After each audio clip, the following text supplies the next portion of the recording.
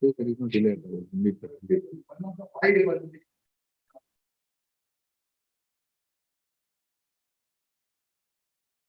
Yes.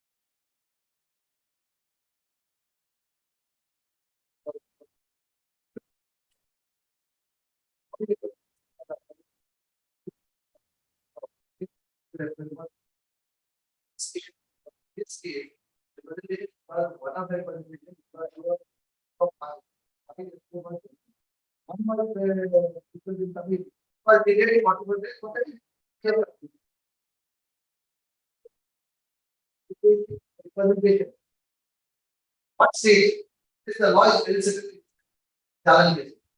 And the same has been in not my case it is not it is not.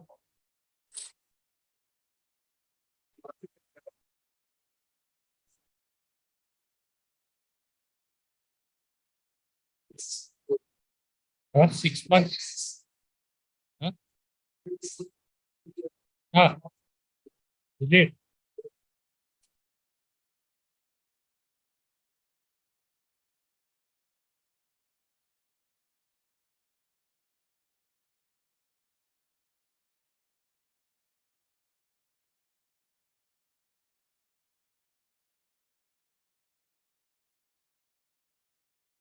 There,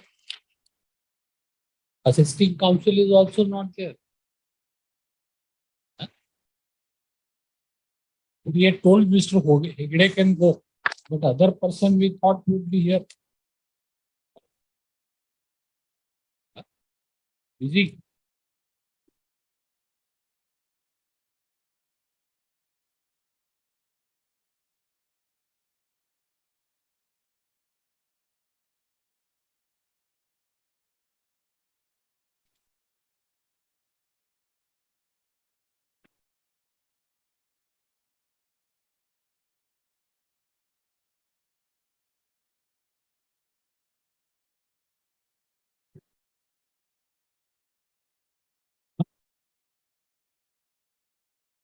What guideline?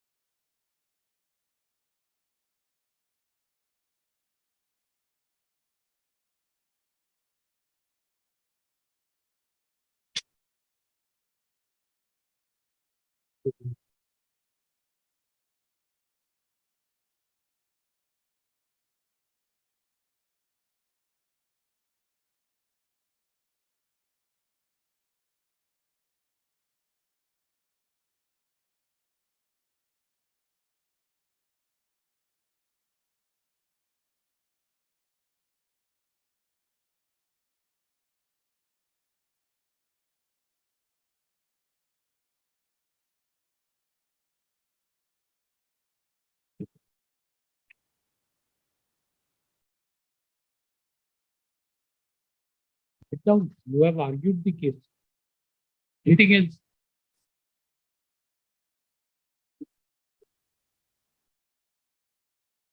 We thought that you have finished your submission.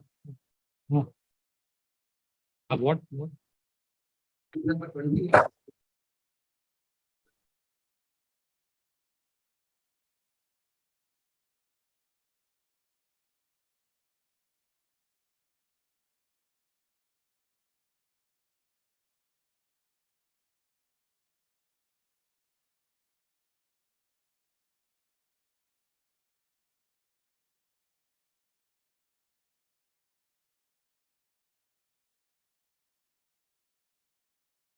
You have been detained since when?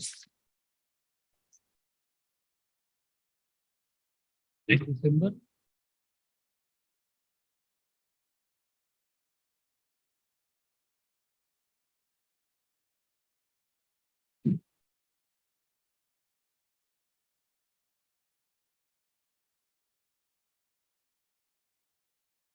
February 12.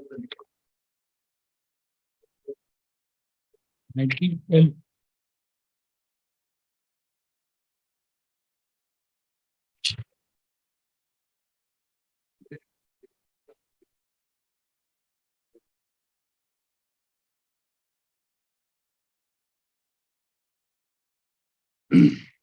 That's it.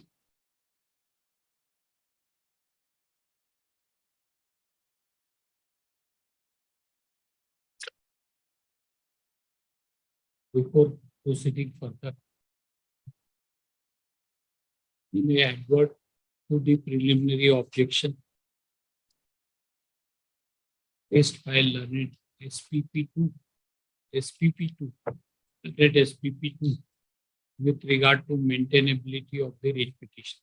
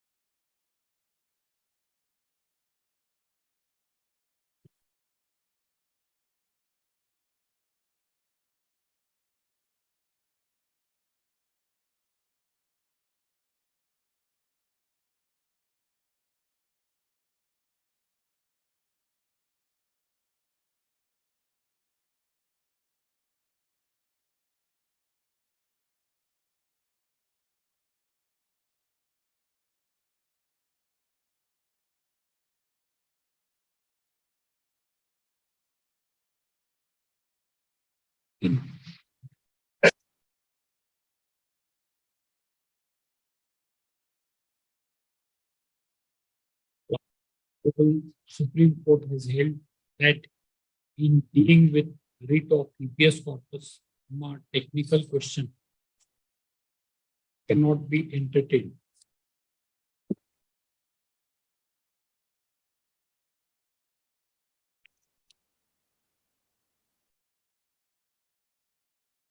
The Honorable Supreme Court in the aforesaid decision dealt with the case of a detainee who was the preventive detention, and in para 19 and 20 is held as under.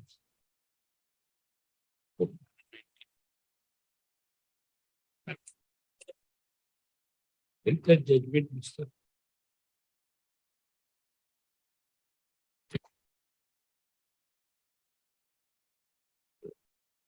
Okay, Judge.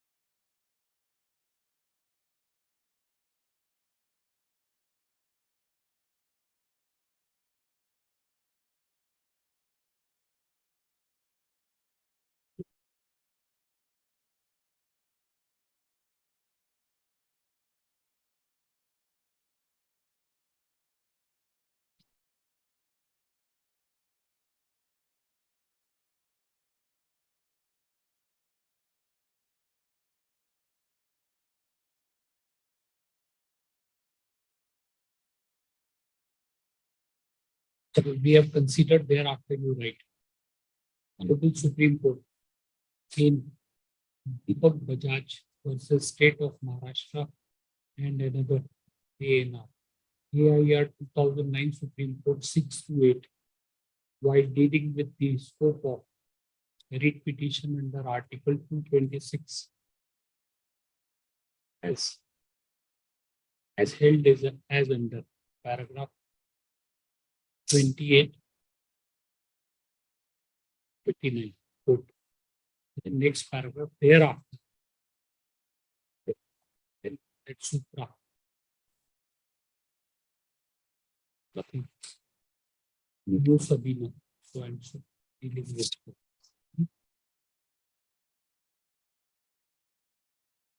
The aforesaid in the Supreme Court have not been noticed by a division bench of this court while passing the order dated 19th of April 2023 in WPSC number 100008/23.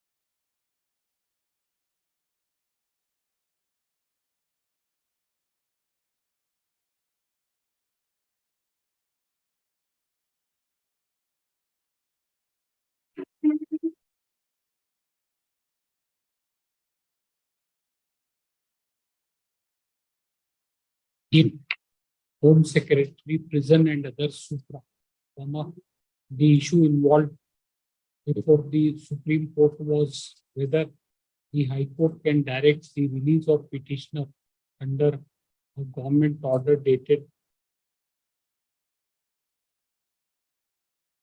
1/2/2018. Full stop. However, in the aforesaid decision, an objection was raised to the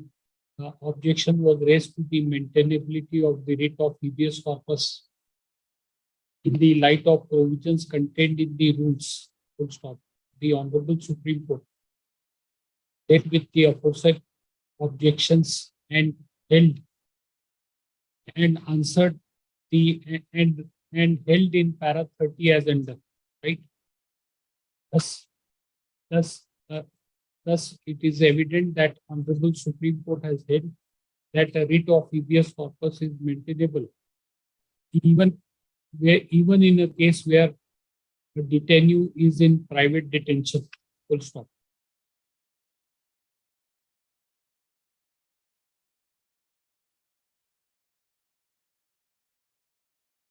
Similarly, in Kanu Sanyal versus District Magistrate Darjeeling and others, 1973, 2 SCC 674, the Honorable Supreme Court, the Constitution Bench of Honorable Supreme Court has dealt with the nature and scope of writ of certiorari, and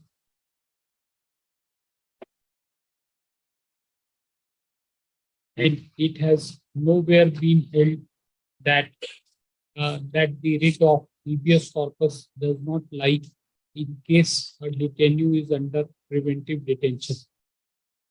Stop. The full stop.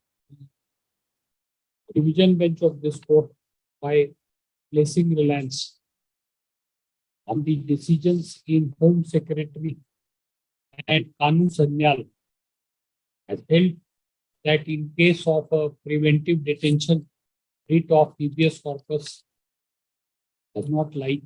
Full stop. Therefore, full stop. Even from the portions of judgments extracted in the order dated 19th of April 2023, it can't be gathered that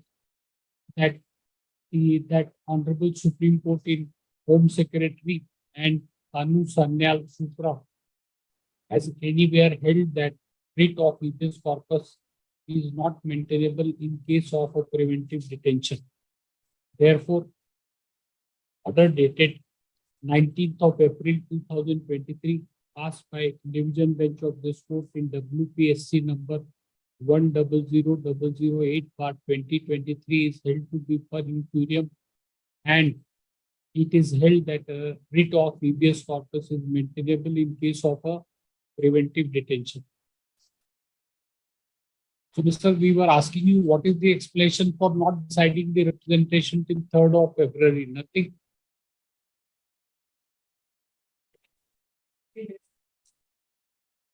Days. Mr. That's what Supreme Court says, that you ought not to wait for report of the advisory board.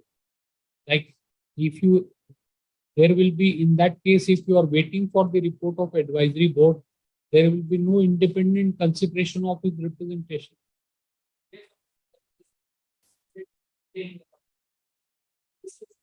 Government doesn't say so. With judgment that Ashok Jalan.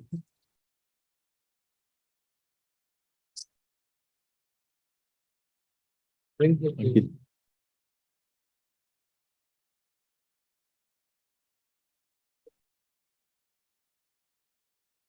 It's Ashok Jalan.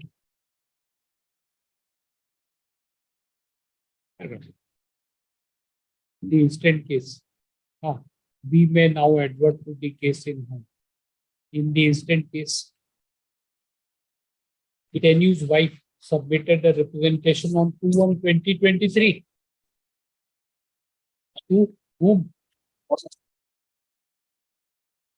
The detaining authority as well as the state government. Thereafter, the detainee submitted a representation on 5th of January 2023 to the detaining authority and the state government.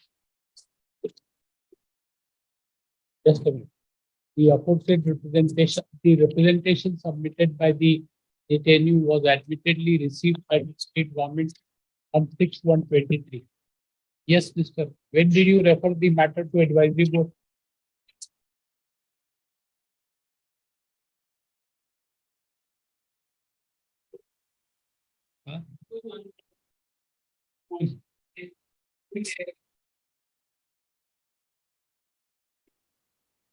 Gave a representation on 5th of January. His wife gave on 2nd.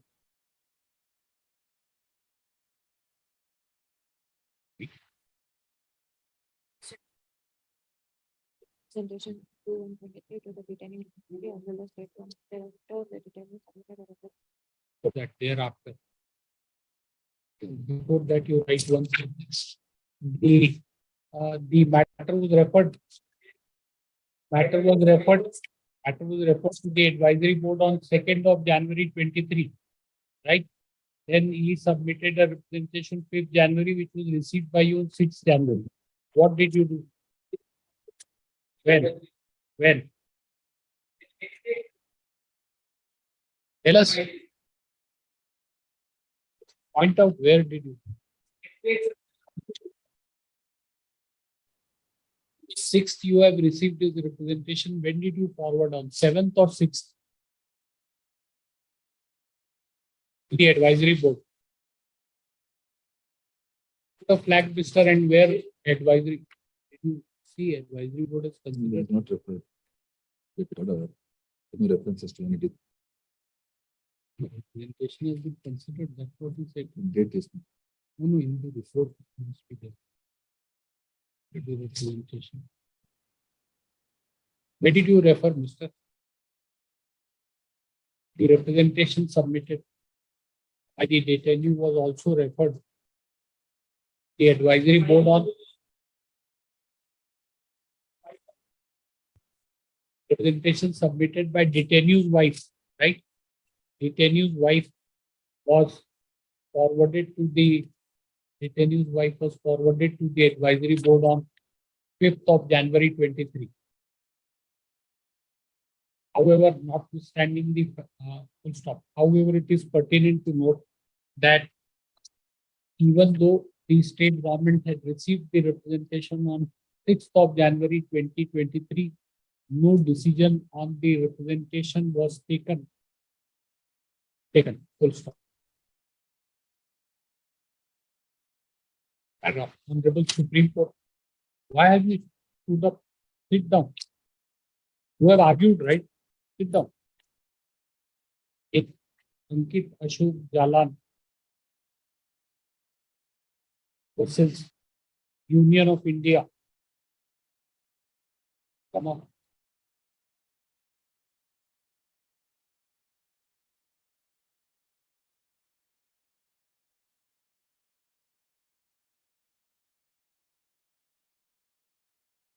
Representation was received by the detaining authority on 27/11/2019, and the matter was referred to the advisory board on 5/12/2019. Thereafter, the opinion of Central Advisory Board was submitted on 6/1/2000, and on 14/1/2020, an order of confirmation of detention was passed, and the representation submitted by the detainee was rejected. Full stop. Honorable Supreme Court, while taking note uh, while taking note of decisions in the case of, what is that other case? Ibrahim.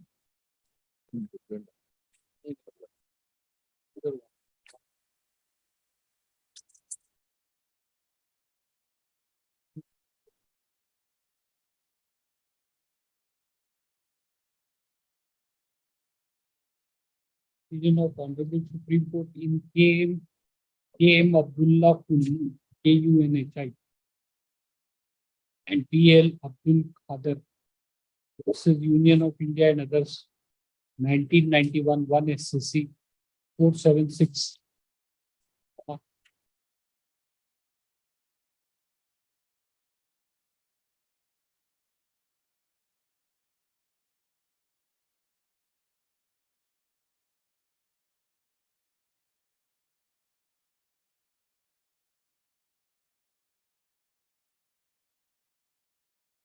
In para 29, held as under quote para 20. It is shown page 46, right? Paragraph. In the instant case, we have carefully gone through the statement of objections filed on behalf of the respondent. The representation which was representation on behalf of the detainee, which was admittedly received by the state government on 6/1/2023, was not decided till 3/2/2023. The state government waited for the report of the advisory board, which was received by it on 20th/1/2023, 20th January 2022, and thereafter an order was passed on 3rd of February 2023, rejecting the representation submitted by the petitioner, by the detainee. There is no valid explanation for non-consideration of the representation from 7th of January 2022 till 2nd of February 2023. There is complete inaction on the part of the state government, which has not been explained. Full stop. in view of the law laid down by Honorable Supreme Court in Ankit Ashok Jalan, it is evident that the that that non-consideration of the representation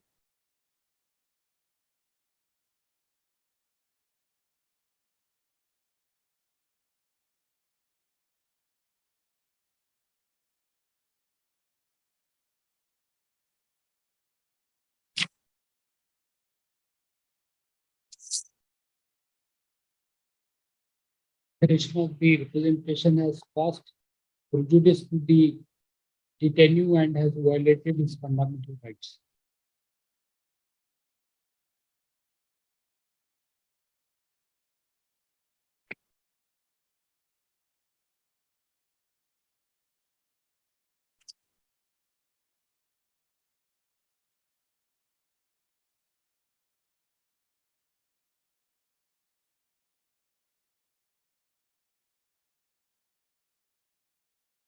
For the aforementioned reason, others stated so and so forth.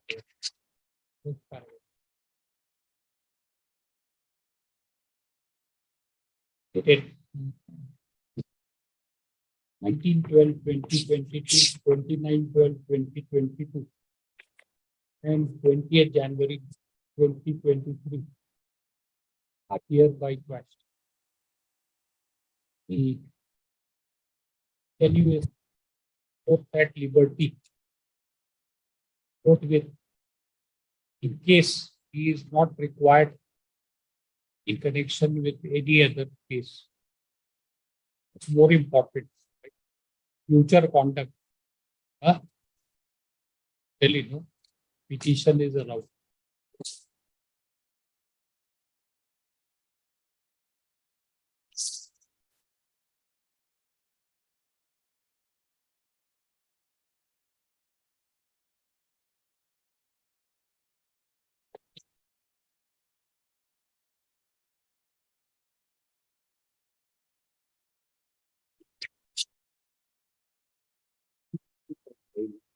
I have to put separate.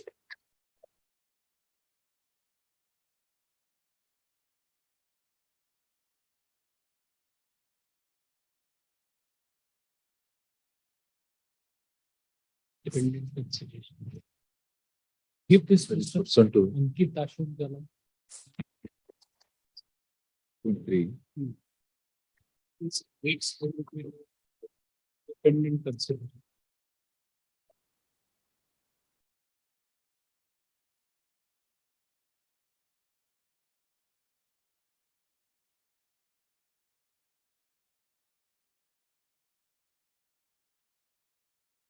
So the para 30, para 30.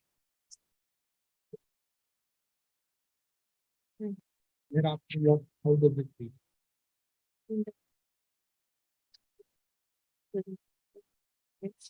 Where the detainee is in preventive detention. Similarly,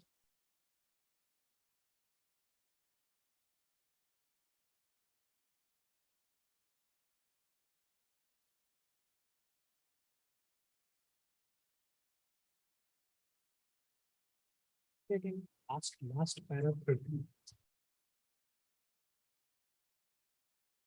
30 has held as under reasons 29.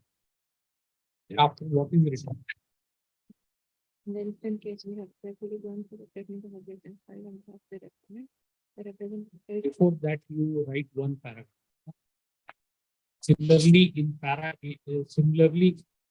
to stop in para 18 of the aforesaid decision, it has been held that the representation must be considered with utmost expedition, and the power of the government is completely independent of the power of the advisory board, and the scope of consideration is also different, and therefore there is no reason why the consideration by the government must await the decision by the advisory board. So in para 18, it has been held as para 18 of the in Ankit Ashok Jalan's case, It has been held as a page 43.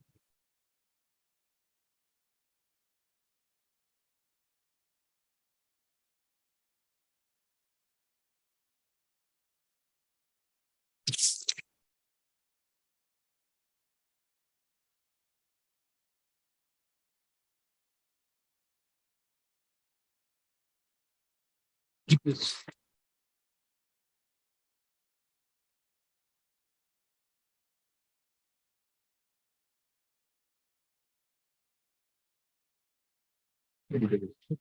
What remark for the direction?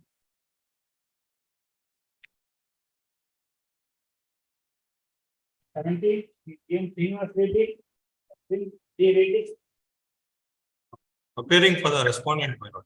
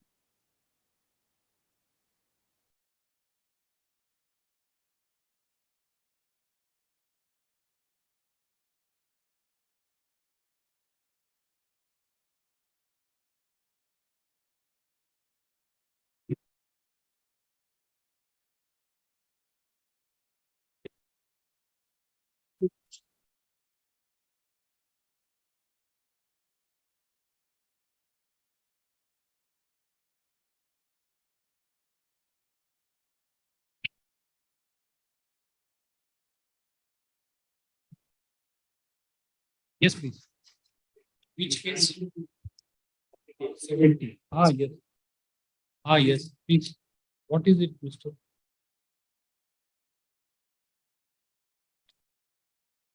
Section 9.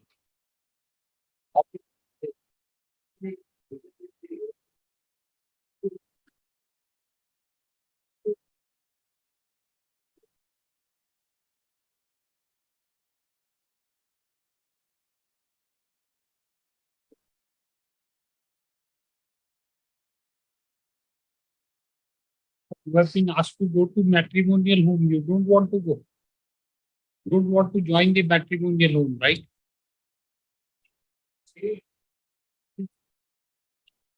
Correct. So therefore, why don't you understand, like, decree for restitution of conjugal rights, if not given effect to for a period of 1 year, furnishes a fresh ground seeking resolution under 13(1)(8). So now, if you don't want to join the matrimonial home, there is no point in contesting this appeal for 6 years in the court. This court file a petition under 13(1)(A) saying that this decree for restitution has not been given effect to for a period of more than 1 year, and you should be granted divorce.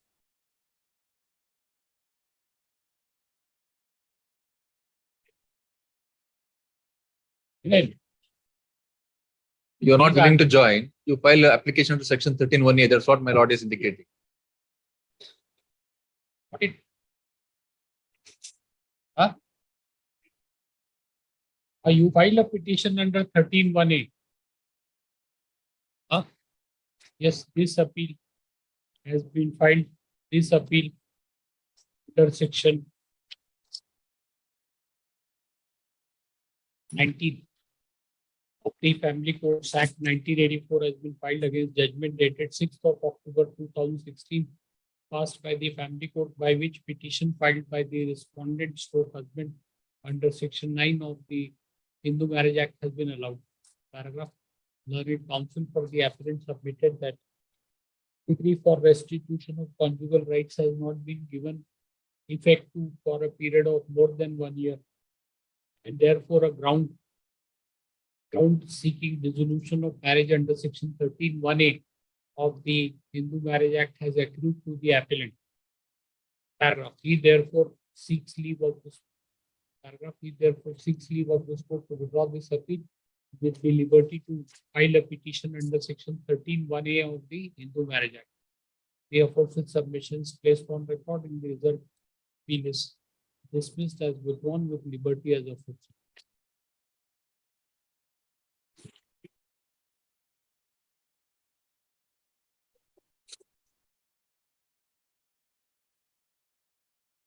year onwards, it has not been given effect to, right?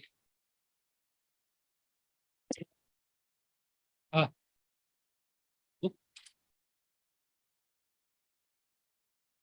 See, See, petition is filed after 1 year. Execution petition is filed after 1 year.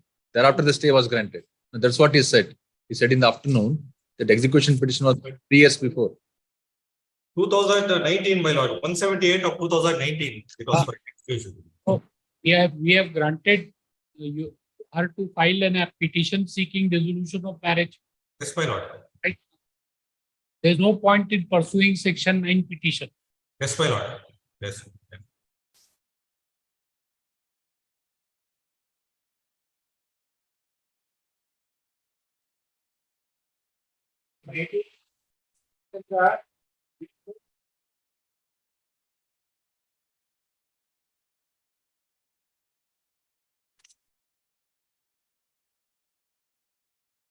Yes. Fine. Seem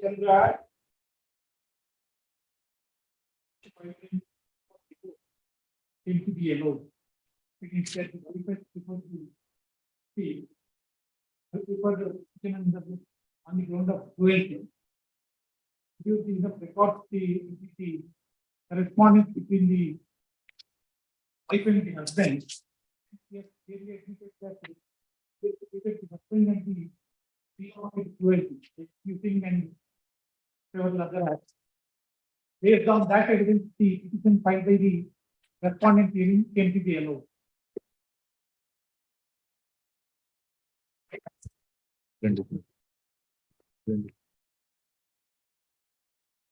Of the appellant even when matters called in second round. Ensure learned counsel for respondent, it appears. Appellant is not interested in prosecuting the appeal. Dismissed for on the project.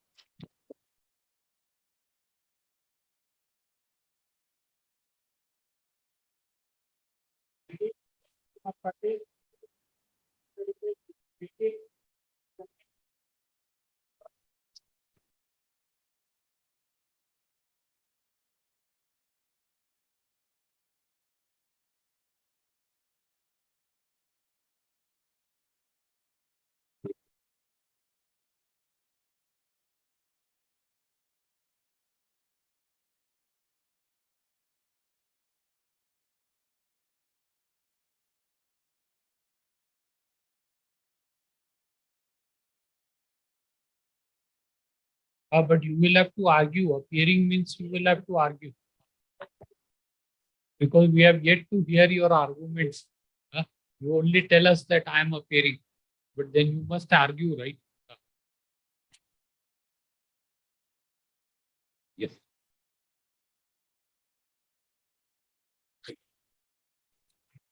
Can it be concluded in 10 minutes? Otherwise, we will continue tomorrow. It will remain in the list. The court is still 3:45 only. Today is the reference 4 o'clock. Patil has no inconvenience.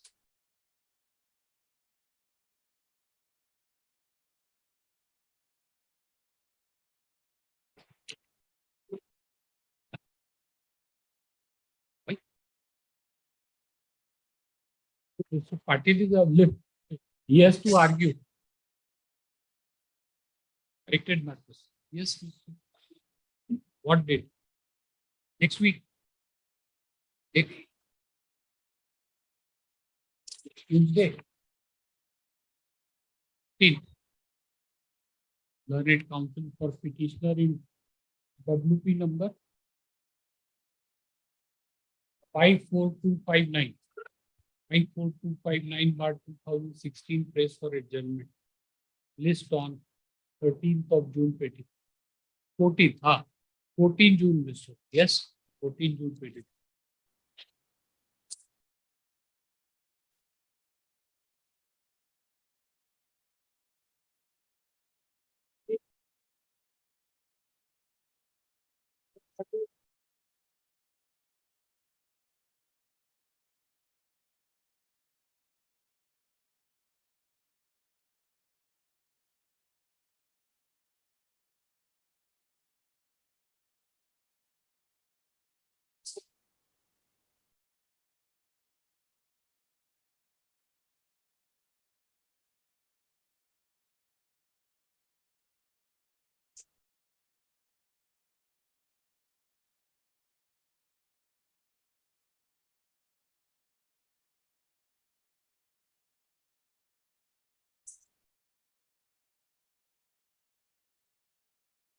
We have heard it at some point of.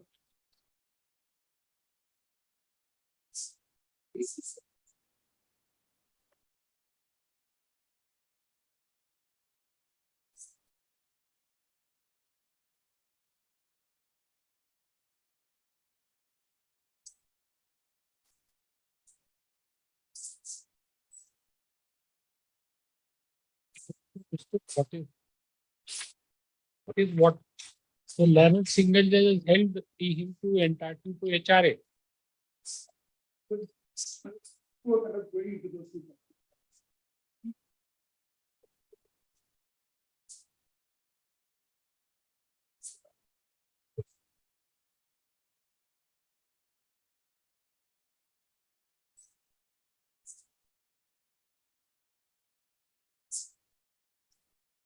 So you agreed. No, what is the register J and K? J and K. So please see para 7. You have agreed to for single judge. It's covered.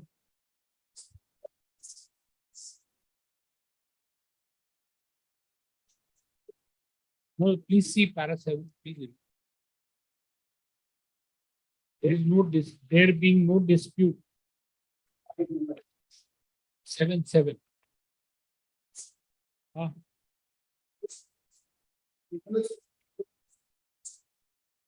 That's what. Let us understand what does this mean. Please read.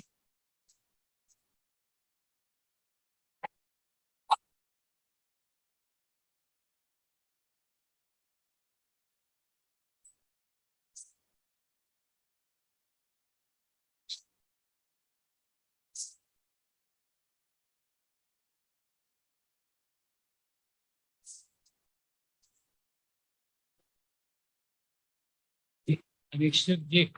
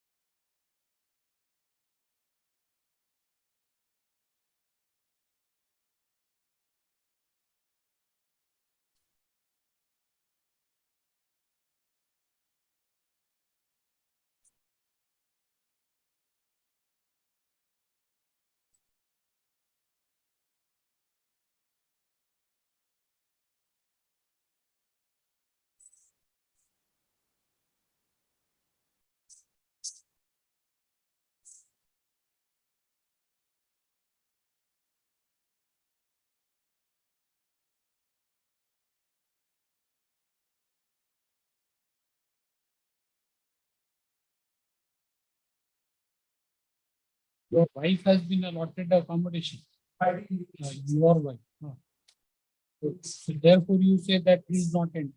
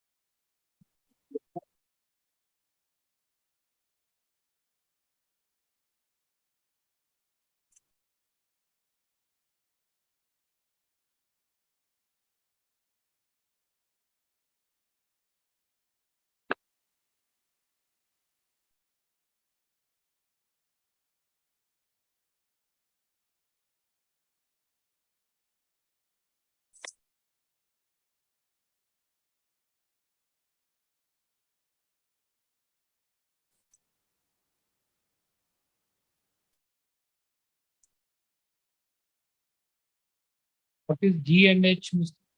GNH is a case of an employee where he's out.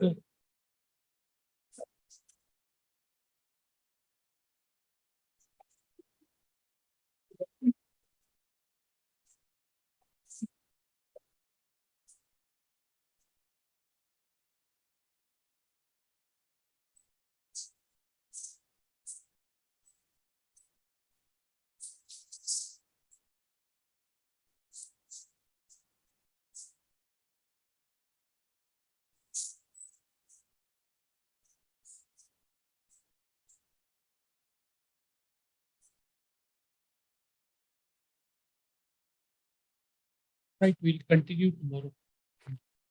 Tomorrow. Very yes.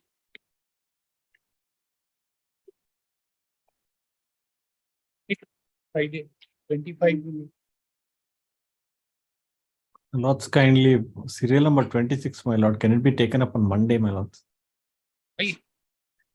Senior is not available at Monday, 26 serial. 26. 26. We will see tomorrow. You are well, right? You are Yeah, I'm right. fine. Yes, You are absolutely fine. yes, I'm You can fine. take out from your voice. We'll Yes, see. I'm fine. Huh? I'm fine. Senior wants to argue the matter, so. We want you to argue the matter. We want you to hear. Very well, it's covered by a full bench judgment rendered by my lord itself. Then why should you speak at them? We'll see tomorrow. Yes, grateful.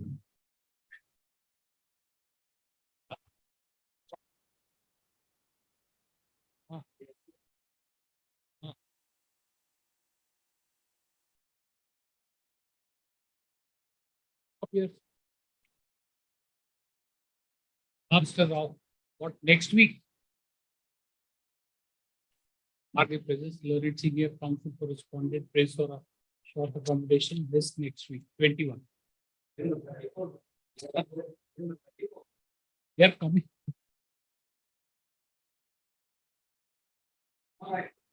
We will, don't worry, 24, no. We will 34 note down, not tomorrow.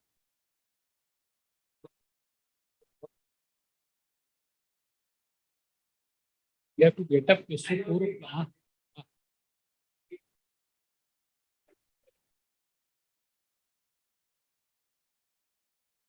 next week. You are not coming to the court tomorrow. Huh? Why? So inconvenience.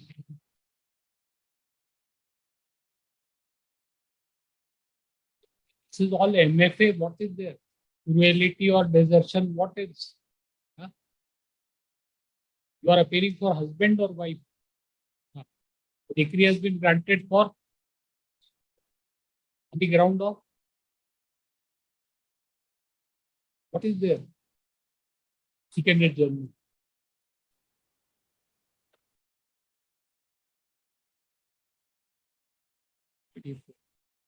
Based for a judgment, we enable him to prepare the case and argue this list after 1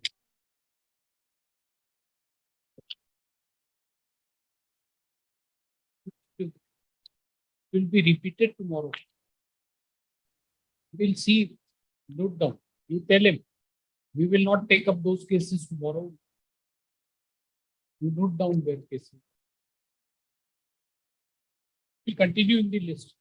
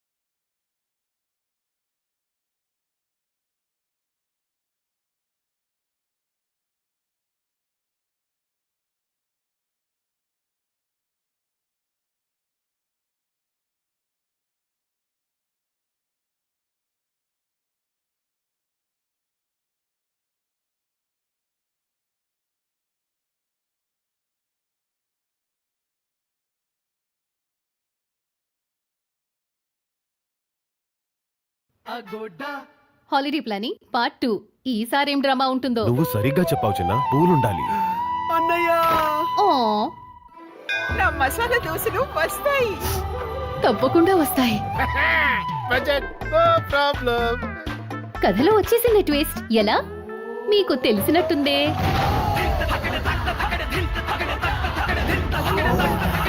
16 కోట్ల app downloads, 29 లక్షల hotels మరియు home stays అతి తక్కువ ధరలకే. Public happy. Drama వదిలే Aguada try చేయి.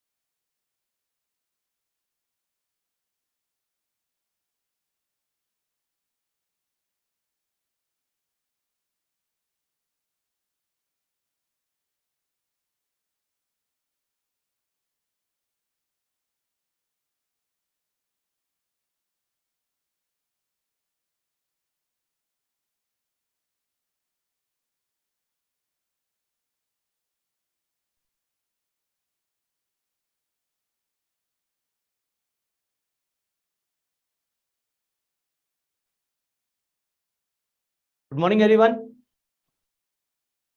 Am I audible? Okay.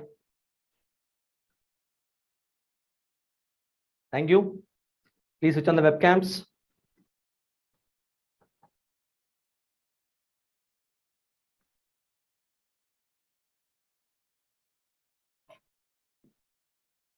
All of you, please switch on the webcams.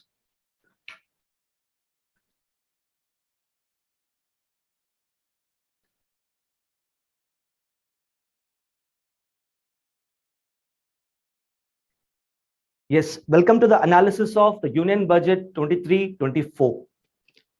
By now, you must have already gone through certain bits and pieces of the Union Budget which the Finance Minister had announced on 1st of February 2023.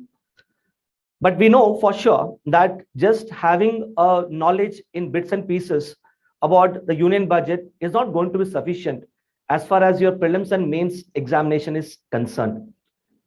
What we need for both prelims and mains is a detailed analysis of the Union Budget. And that is what we are going to do as far as this particular session is concerned. So before I start with the analysis of this year's budget, let me first tell you as to what would be my approach to this year's budget, how we will be approaching this year's budget. Let's understand the approach first, okay?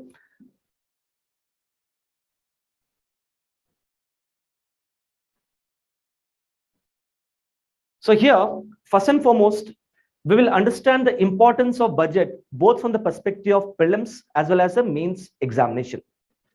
So here we'll understand as to in what way questions were asked in previous year prelims as well as mains from the previous year budget. Based upon the analysis of the nature of questions asked in previous year prelims and mains, you'll get a fair amount of idea as to what kind of questions you can expect in the upcoming prelims and the mains examination. So we'll understand the overall importance of budget from the perspective of prelims and mains. Then we will understand the background to the budget. When I say background to the budget means here, we are going to understand as to what are the current challenges which the Indian economy is facing presently, what are the opportunities before the Indian economy, and how the finance minister has sought to address these challenges and capitalize on the opportunities that we are going to face. So understanding the background to the budget will give you a continuity in terms of understanding the various components. So second part is a background to the budget. And nextly, we'll understand as to what are the priorities of the Union Budget 23-24. See, last year's Union Budget, it laid on a blueprint for Amrit Kal. As you know, India is moving from India at 75 to India at 100. So next 25 years, we will be celebrating the 100 years of India's independence. So last year budget laid on a blueprint for Amrit Kal. And you must be knowing that as part of the blueprint, the government last year has sought to increase its overall investment in creation of capital assets, such as roads, railways, ports, airports, and so on. Because it is believed that as we spend more on creation of infrastructure, automatically it will crowd in the private investment, it will increase the consumption expenditure, it will increase the job creation, and in a nutshell, we will be able to increase the GDP growth rate. So last year budget laid on a blueprint, a kind of foundation for the Indian economy. So once we have laid on the foundation, the next logical step would be to build pillars on this particular foundation, right? So this year's budget is going to lay down the pillars on the last year's budget foundation. So to a large extent, this year's budget is a continuation of last year's budget. For example, this year's budget has focused upon a concept. For example, this year's budget has focused upon a concept or a framework called as Saptarishi model. As part of this Saptarishi model, here government has set 7 different priorities as far as the government budgeting is concerned. So we are going to understand as to what are these priority areas for the government and how the government is going to give a flip to the Indian economy.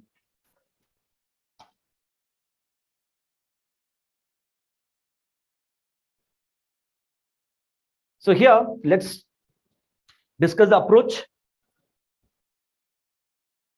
हम सातों बचपन से दोस्त हैं। We were inseparable. लेकिन अगर दोस्तों के बीच में प्यार आ जाए तो जी करदा मेरा सब भुला के छोड़ जा। तूने दारू पी के गलती से प्रपोज कर दिया? अबे नहीं बे साले। Will you marry me? Say yes or no. No pressure, okay? 12 साल से बेस्ट फ्रेंड्स हो, वेकेशन से लेके अबॉर्शन तक सब कर चुके हो. Abortion? They didn't know. Mom. मैं ना कल ही भल्ला हूँ, सक्सेस में खुशी ढूंढ लेता हूँ. अकेली रह गई, तेरी शादी हो रही है तो बस सेक्स और बच्चों के लिए. क्या कर रही है? बाइक उधर है. मेरी शादी एक हफ्ते में. You're not riding that bike drunk. शादी पे का ठाकुर बन के जाएगा. शेरवानी स्लीवलेस करनी पड़ेगी. लैंड क्रूजर फुल से सजा के अपनी बारात ले आनी है. यार मुझे लगा इम्प्रेस होगी तो मेरा स्वैग देख के. तुझे नहीं लगता बहुत लेट हो गया है? थोड़ा पहले पटा लेना चाहिए था. तो जैसी को इम्प्रेस करने के लिए मखना वखड़ा से कुछ नहीं होना. एवोकाडो से कंपेयर करना पड़ेगा. जब से ये होल शादी थिंग हैज हैपेंड ना, you're acting like someone you're not. Avanya गलती हो गई क्या हमसे? हाँ शायद. आज मेरे यार की शादी है, आज मेरे भरा की शादी है. तू अपने सारे डिसीजंस डर के लेती है और मैं अपनी मर्जी से. ये फोमो के चक्कर में ना हम लोग गलत गाड़ी पकड़ लेते हैं.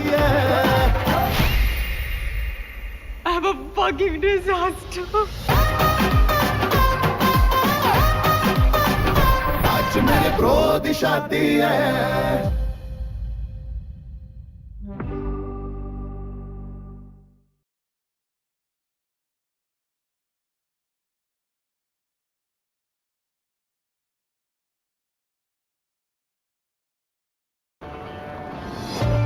Adventure is a whim away. Roads or no roads, you're always set on your way. Chasing new reasons for a new joyride. Splitting the dirt, turning the tide. The new phase of SUVs is made to match your stride. Back for these. Presenting Franks, the shape of new. See, we all know that when the government presents a budget, the budget is presented from the perspective of Indian economy, right? So what I will be doing in this particular budget session is I will be converting the entire budget document of the government into your UPSC centric knowledge. When I say UPSC centric knowledge means I'm not going to discuss the budget in the same line as the way the finance minister has presented the budget. What I'm going to do is what all initiatives the finance minister has announced in this year's budget, all such initiatives, I'm going to club it under your different themes of the syllabus. Just try to recall your important themes under the syllabus. These important themes include agriculture, banking and finance, inclusive growth, infrastructure, social sector, right? So here, each of the budget announcements I'm going to club under different themes. So we will be carrying out a theme-wise discussion of the union budget. Now, for example, let's say I take up the theme of banking and finance. In the theme of banking and finance, there is one major initiative which the government has launched. This initiative is with respect to setting up of the National Financial Information Registry. Now, just having an information that we have set up a National Financial Information Registry is not going to be sufficient, right? Because UPSC will dig deeper into these aspects and ask you a question. So what I am going to do is, which each of the initiatives which the finance minister has announced, I will be carrying out a 360-degree analysis of these initiatives announced in this year budget. For example, with respect to National Financial Information Registry, I'm going to discuss as to why do we even need such a registry? What is the present problem in the Indian economy? And how setting up of this registry will help the Indian economy? So that in UPSC mains examination, if you get a question related to the National Financial Information Registry, you should be able to answer such a question. Just give me 1 second. Oh,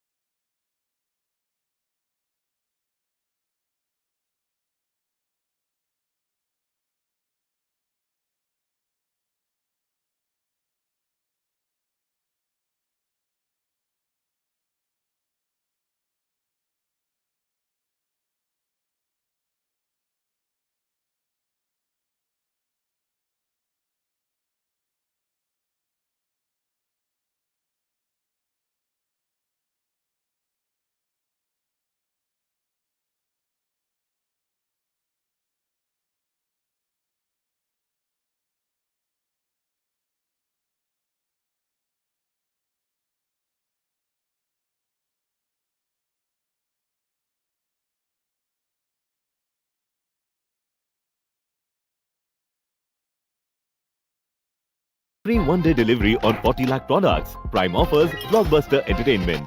Amazon Prime, truly too much. Listen, yesterday you were saying you need a travel pillow for your office trip, right? It got delivered in one day. Really? And earphones as well, delivered in one day. Really? That's for you. Coffee maker, delivered in one day. Really? So that you only miss me and not my coffee. Amazon Prime delivery is truly too much. You too. Free one-day delivery on 40 lakh products. Prime offers, blockbuster entertainment. Amazon Prime, truly too much.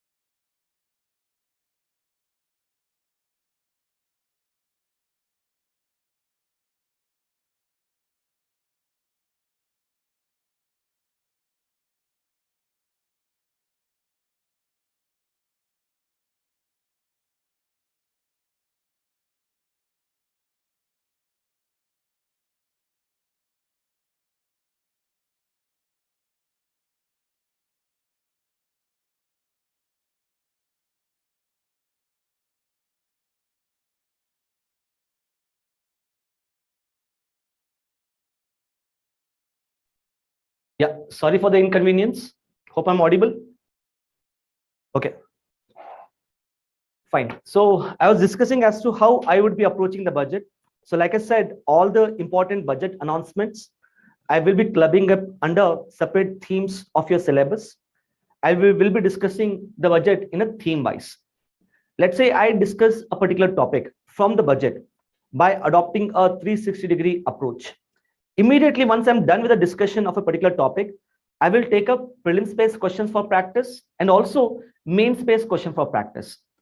So I will ask you the answers for the prelims based question for the practice, so that you are also able to answer questions from the budget. Apart from that, I will also discuss as to if at all a question is asked in UPSC mains examination from a budget announcement, how should you structure the answer to such a question? How should you write an answer in terms of introduction, body, and conclusion? And how can you enrich your answers? So all of these things we are going to discuss. Okay. So like I said, this session is not just about the budget session. It's more about how do you approach your UPSC syllabus from the perspective of the budget. This is what we are going to do, right? So let's start here with what's the importance of budget for the UPSC examination. First, see, when you look at Indian economy, we know that Indian economy is a very dynamic subject. Since it is a very dynamic subject, we should always link the current developments to the static part and the static part to the current developments. By having that kind of cross linkages, your ability to grasp various concepts in Indian economy will drastically improve. And when you look at the budget, right, budget is considered to be one of the best link between your current developments and the static part of your syllabus. So you can link both these two things. For example, you can see here that you must have studied in the static part of syllabus the components of revenue account, the components of capital account, deficits in India, the public debt, and so on. So this is the static part. Now, when you go to the budget, you'll be able to link the static part to the current developments. Now, for example, you can just have a question. Look at the question asked in prelims 2021. The question is, which among the following steps is most likely to be taken at the time of an economic recession? Why do you think this question was asked in prelims 2021? You know what is happening with the Indian economy in 2021, right? So in the 2021, Indian economy was facing recession. So in order to come out of the recession, what did the government do? The government increased the capital expenditure, particularly in creation of new assets, new infrastructure, right? So this was in news that particular year. But if you look at the question, the nature of question, was it a current affairs question or was it a static question? It's a static question, but linked to what? Linked to the current developments. So what I'm trying to say is, when you go to the budget, your ability to link current developments to the static part will improve, and automatically you'll be able to get the right answer to the questions. So what do you think is the answer to this particular question asked in prelims 2021? Good. Answer happens to be B. That is increase in expenditure on public projects, right? Partha, you can lower your hand. I'll come back to your doubt later. Hope it's okay. Coming to the next part, in what way the budget is important? In the UPSC, we can get direct questions from budget. For example, in UPSC mains or prelims, we could get direct questions related to important schemes, important initiatives of the budget, or you could get questions related to important trends with respect to fiscal deficit, primary deficit, and so on. For example, you can see this particular question asked in prelims 2022. This question is with reference to Indian economy, consider the following statements. A share of household financial savings goes towards the government borrowings. Dated securities issued at market rated rates in auctions form a large component of internal debt. Now, if you have gone through my last year's budget, you would easily know the right answer. In the last year's budget, I had clearly discussed this particular aspect. So what's the answer to this particular question? Good, Abhilash. Good, Gayatri. The right answer to this particular question is both 1 and 2. Some of you are repeatedly asking me to share the screen. There's some problem with respect to sharing of screen. If I share the screen, I'll not be able to see all the guys, and I want to see all your faces.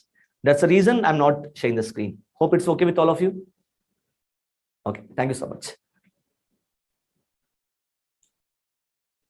Okay, then in UPSC mains, you can see there are two questions which are asked.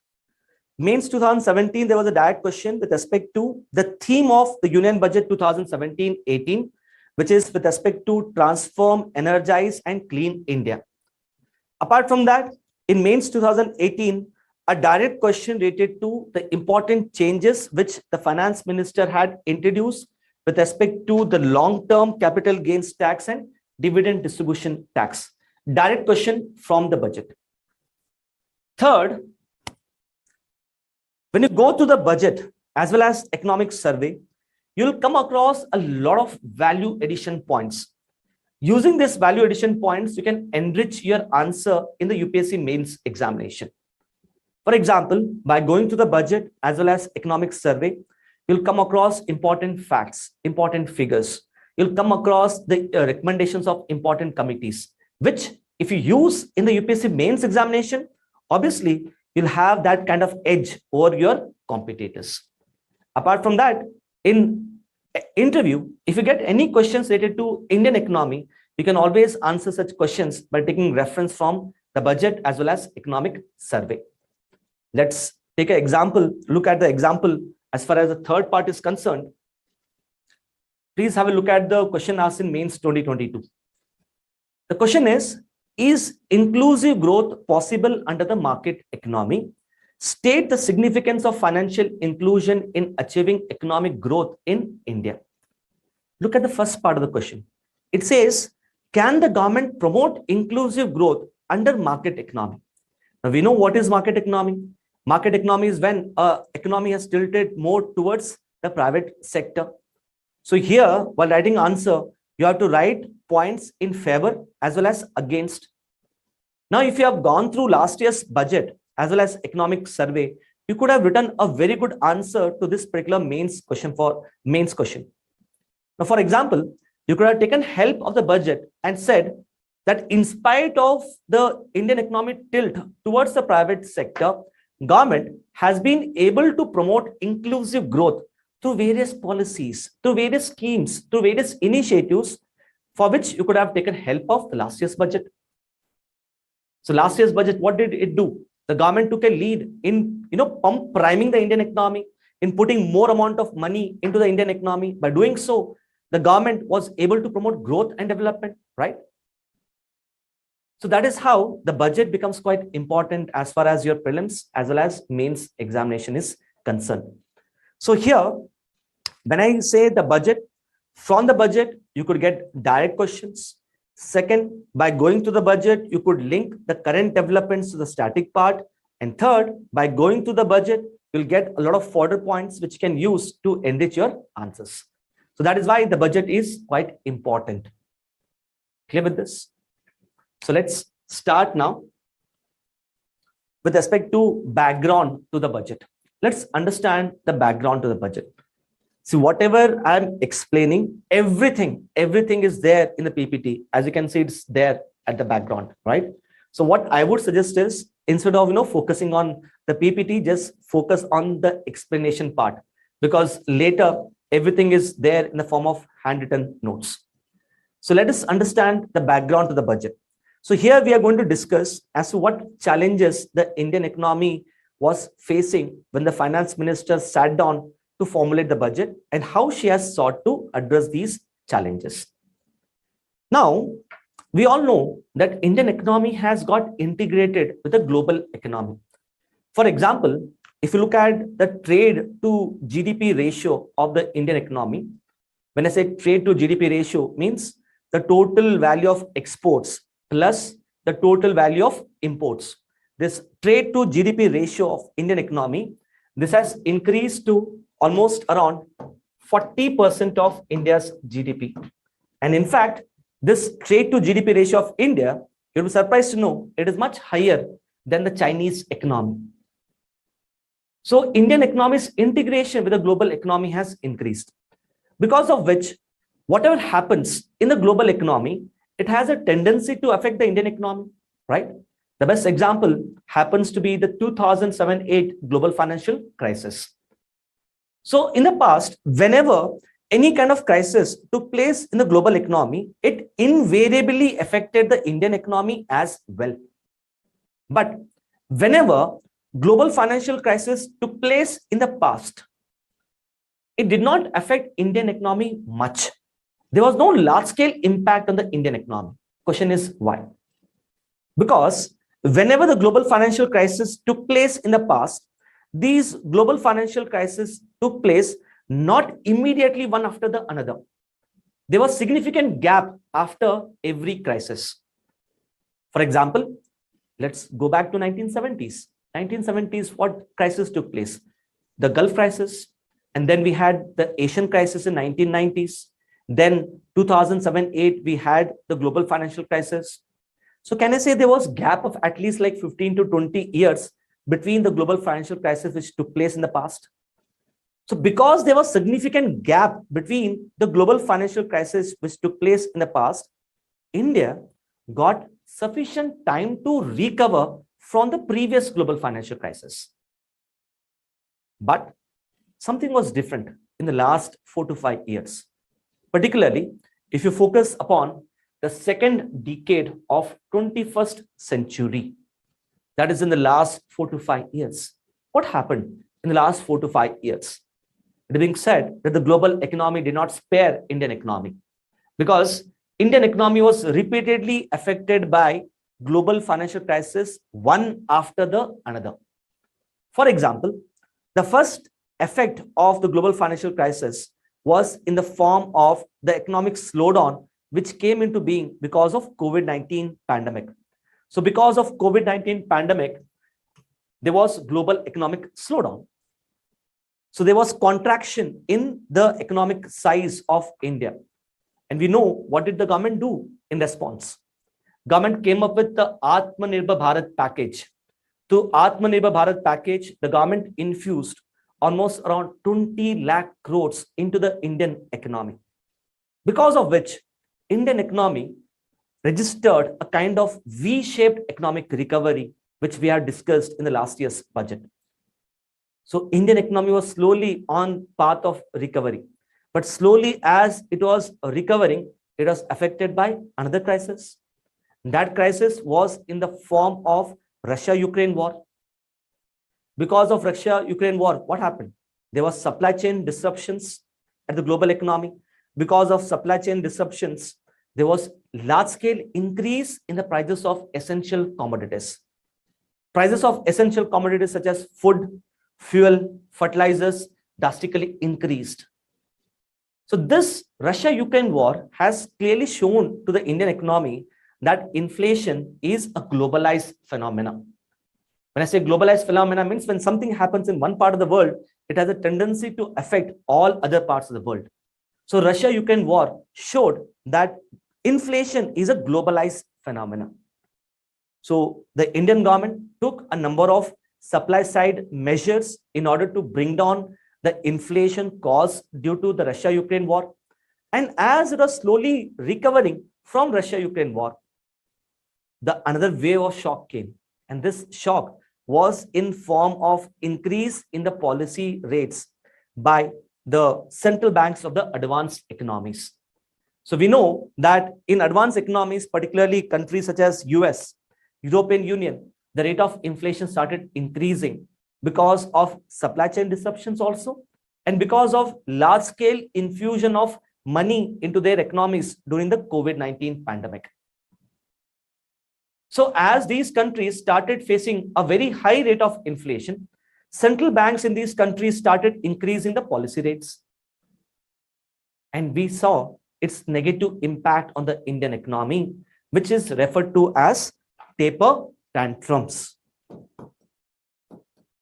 So because of increase in policy rates by the US Fed Bank, its negative repercussions on the Indian economy was in form of large-scale FPI outflows, decline in forex reserves, rupee value got depreciated, and there was increase in the yield rates of the government securities. All this impact, negative impact on the Indian economy, we call it as taper tantrum. So the second decade of 21st century was different from the previous times. In what way? Previously, whenever global financial crisis took place, they took place one after the another. I mean, like there's a significant gap. But this time, there was a triple shock. They took place immediately one after the another. So because of which, the Indian economy's growth has obviously come down previously. But it is being said that Indian economy has shown significant resilience, significant flexibility to the global external shocks. This is because in spite of the external shocks, in terms of size of GDP, you can see nominal GDP, India's GDP is expected to be almost around $3.5 trillion by March 2023. Secondly, in terms of the real GDP growth rate, the Indian economy is set to register a GDP growth rate of almost around 7%. And India is set to make its comeback as one of the fastest growing major economies. So in a way, we are slowly coming back to the growth rate which we used to register prior to COVID-19 pandemic. The question is, what are the major drivers? Which factors have enabled Indian economy to register higher growth rate? Now, most of you must be knowing that one of the biggest driver of Indian economy is the private final consumption expenditure. Private final consumption expenditure is when people spend money on purchase of goods and services. So when people have started to increase their purchase of goods and services, that is when the private final consumption expenditure has increased automatically. Can I say it will increase the private sector investment? As the private sector's investment increases, we will be able to create more jobs. We will be able to increase the investment. And in a way, we will be able to promote the GDP growth rate. So one of the major dominant factor for the growth of Indian economy is increase in the consumption expenditure. In fact, this year's economic survey has highlighted that the consumption expenditure of Indian economy has increased to its highest level in last 5 years. So we know that consumption expenditure in the Indian economy was declining prior to COVID-19 pandemic also.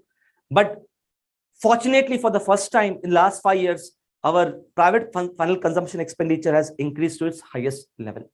That's the first positive development as far as Indian economy is concerned. The second positive development is there is increase in the capex by the government. Capex here means capital expenditure. So we know that because of the global economic, because of the slowdown in the Indian economy, the government significantly ramped up its capital expenditure on creation of assets. And remember, in last year's budget, we have discussed that if government spends 1 rupee on creation of capital assets, it can increase the output by almost around 2.5 times. So this increase in government expenditure has also considered to be one of the major growth driver. And because the government has increased its investment, it has automatically led to crowding in effect, which means that private sector is now incentivized to make more investment into the Indian economy. So on one side, Indian economy is facing challenge. What challenge are we facing? The challenge is in terms of the external sector. External sector, we are facing challenge. Apart from that, you must be knowing the rate of inflation in India is still over the 4% targeted rate of inflation. This is the second most challenge. But good thing is the important growth drivers of the Indian economy, they have started increasing. The private final consumption has started increasing. The investment has started increasing. So in a way, we have a potential to register higher GDP growth rates in future. So if you look at this year's budget, right, to a large extent, this year's budget has carried forward the ideas which were incorporated in the last year's budget. In what way? Now, imagine you're the finance minister of India, right? And sit down to formulate a budget. If you sit down to formulate a budget, what do you think would be a priority for you to propel the Indian economy forward? What will you focus upon? Look at the growth drivers. What will you focus upon? You'll control inflation, good. Just look at the growth drivers. One is capex, capital expenditure by the government. This is what you'll do. And at the same time, don't think you'll try to increase the consumption expenditure also. It'll encourage the people to spend more on purchase of goods and services, right? So this is what this year's budget has precisely sought to do. By introducing certain changes in tax rates, the government has sought to increase the capital expenditure, and at the same time, government has significantly enhanced its expenditure on creation of assets. Do you understand the philosophy of this year's budget? So to a large extent, it's a continuation of the last year's budget philosophy. So let's now look at the blueprint for Amrit Kal. So this was the blueprint for Amrit Kal, which the finance minister had laid down in the last year's budget. So this is a kind of foundation for Indian economy as it moves from India at 75 to India at 100. So this entire blueprint for Amrit Kal is based upon one important aspect, that is higher capital expenditure by the government. So as you can see, because of higher capital expenditure by the government, we can bring the Indian economy into a kind of virtuous economic cycle. And to do that, you can see what has happened to the overall expenditure on creation of assets. It has jumped significantly. Last year, it jumped from rupees 5 lakh crore to 7.5 lakh crore. This year, from 7.5 lakh crore, it has jumped to how much? Rupees 10 lakh crore. This is the amount of money which the central government is going to spend on creation of assets, which when expressed in terms of GDP, you can see it is 3.3%. Apart from that, we have a concept of effective capital expenditure. What is effective capital expenditure? If I've gone through the previous year budget, I have discussed this, but for benefit of all, let me tell you the concept of effective capital expenditure once again. Effective capital expenditure is the expenditure incurred by center on creation of capital assets plus grants given by the center to the states for creation of assets. So whatever grants the central government gives to states for creation of assets, if I add this to the total expenditure by center, what I get is the effective capital expenditure. So you can see the effective capital expenditure, kitna hai? 13.7 lakh crore, which when expressed in terms of GDP is quite high at 4.5%. Clear? Okay. So let's look at this year's budget, what it has focused upon. So before that, let's take up a practice question. Please have a look at the question. Which among the following is not the likely impact of rate hike by the US Fed Bank on the Indian economy? क्या लगता है answer इसका? I'm pretty sure the word not must be creating confusion in your mind, right?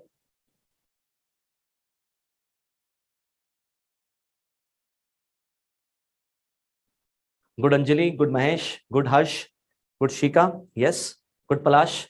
The right answer to this particular question is decrease in the cost of servicing external debt. Remember, I told you that whenever there's a rate hike by US Fed Bank, it has an adverse impact on Indian economy. This adverse impact is called as taper tantrum. As part of taper tantrum, there is decrease in foreign portfolio investment. There is increase in bond yields. There is depreciation in the value of rupee. So let's say here that rupee value earlier was $1 is equal to 15. Now $1 has become equal to rupees 30. So this depreciation has taken place because of the rate hike by US Fed Bank. Let's say I'm a company based in India. So let's say last year, that is in 2022, I borrowed $1. When I borrowed $1, converted this $1 into rupees, how much rupees did I get? I got 15 rupees. Now, let's say next year, I'm required to repay this $1. Next year, when I'm required to repay $1, how much rupees should I repay? I should repay how much? 30 rupees. So what will happen to my cost of servicing external debt? Can I say cost of servicing external debt will increase? But here, what is mentioned? Decrease. And the question is asking not the likely impact.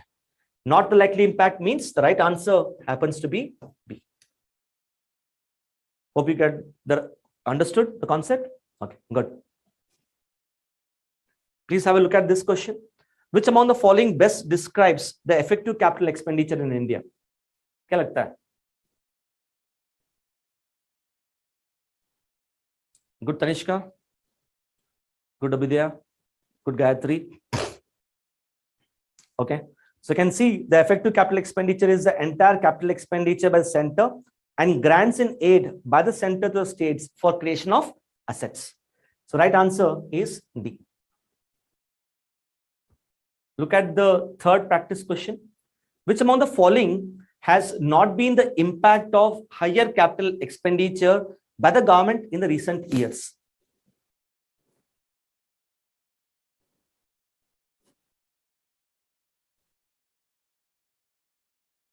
Once again, focus on the word not.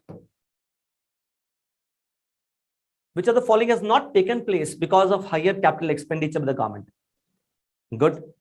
So we have seen that because of higher capital expenditure of the government, what all has taken place? Fiscal deficit of the government has increased.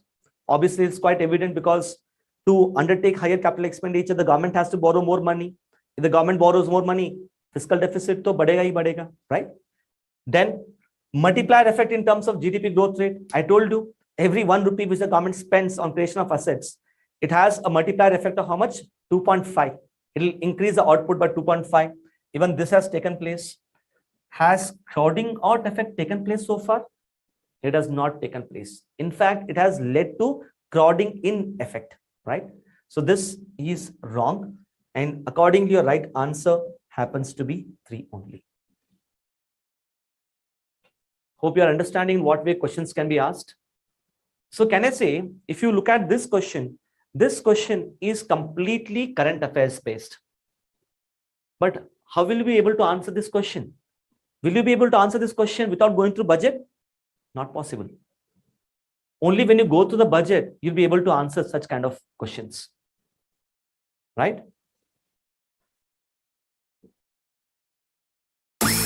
Century कोई भी हो, प्यार प्यार होता है, तभी just have to look for it. तुम्हारी psychological, physical, emotional, practical needs सब कुछ एक इंसान पूरी नहीं कर सकता है. Do you mind a roommate? Rent देना पड़ेगा. मुझे ना अब थोड़ा समझ आ रहा है कि तू ऐसी क्यों है. पर मुझे समझ में नहीं आ रहा है कि तू ऐसा क्यों है.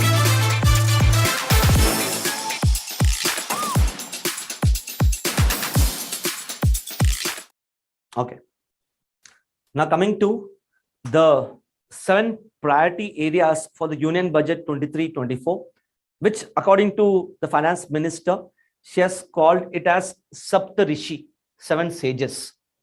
As we are moving for Amrit Kal, right? So what we need is Sapta Rishi. So as part of Sapta Rishi, as you can see, the government has identified 7 priority areas, which obviously is based upon your foundation. Your foundation is what? Infrastructure. Based upon this foundation of infrastructure, you are going to have 7 pillars. So these are investment, reaching the last mile. When I say reaching the last mile, it basically means catering to the needs of the poor and marginalized sections of Indian society. For example, as part of reaching the last mile, this year's budget, the finance minister has announced a separate scheme for particularly vulnerable tribal groups. I hope you must have studied about a category of tribal groups in India, which are called as particularly vulnerable tribal groups. So for the benefit of these particularly vulnerable tribal groups, we have launched a new mission. Similarly, as part of inclusive growth and development, we have drastically increased the overall expenditure on health. See, one of the biggest concern with respect to healthcare expenditure in India is we are underspending on health. For example, the National Health Policy 2017 says we must spend at least 2.5% of GDP on health. This is the target. But until last year, we were spending just 1.5%. The target kitna tha? 2.5. But hum kitna spend kar rahe the? 1.5. But this year, we have increased our healthcare expenditure to 2.1% of GDP. This is our healthcare expenditure.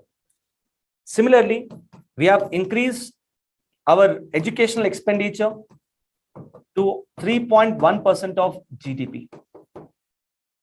Further, as part of inclusive growth and development, we have launched a number of schemes and initiatives. What are these schemes and initiatives? We will discuss that later. Then we have also seen this as an opportunity to bring about reforms in the financial sector. Like I said, one important initiative is with respect to setting up of the National Financial Information Registry. Then we have also set up a new fund called as Urban Infrastructure Development Fund. All of these initiatives we'll discuss one by one. Next is youth power. We all know that India is facing demographic dividend, right? Where a major chunk of India's population is in the working age group.